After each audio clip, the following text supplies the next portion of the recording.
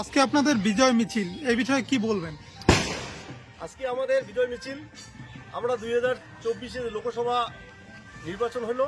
সেই লোকসভা নির্বাচনে আমাদের পশ্চিমবাংলায় আমরা তৃণমূল কংগ্রেস বিপুলভাবে জয়যুক্ত হয়েছি।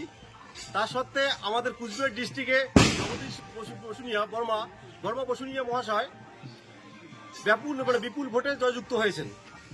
সেই উল্লাসে আজকে ছোট মধুসূদন আমাদের বুথের 141 নম্বর বুথ খলিশামারি জিপি আমাদের, সেই বুথে আমাদের ব্যাপক আমরা ভোটে বিজয়ী হয়েছি। আমাদের এখানে টোটাল আমরা 603 ভোটে আমরা বিজেপি থেকে লিড দিয়েছি।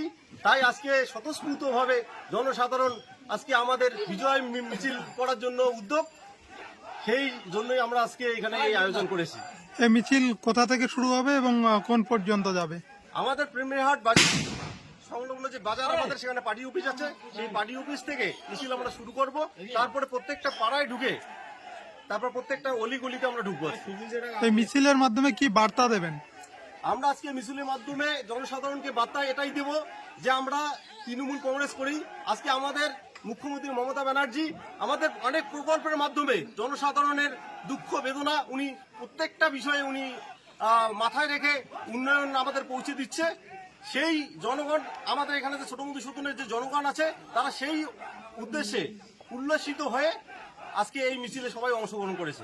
সামনেই তো এখন বিধানসভা নির্বাচন, সেই বিধানসভা নির্বাচনে কোচবিহার থেকে কিরকম লিড হবে বলে মনে করছেন? আজকে আমরা লোকসভা নির্বাচনের পর দেখেছি যে সারা কুচবিহার ডিস্ট্রিক্ট ধরে যে বিজেপির কয়েকটা পার্টি অফিস ছিল, যে কয়েকটা আমাদের অঞ্চল বিজেপির আন্ডারে ছিল, সেই অঞ্চলগুলো আর বিজেপি ধরে রাখতে পারতেছে না। আজকে স্বতঃস্ফূর্তভাবে বিজেপির যারা পঞ্চায়েত প্রধান তারা আমাদের দলে যোগ দিচ্ছে।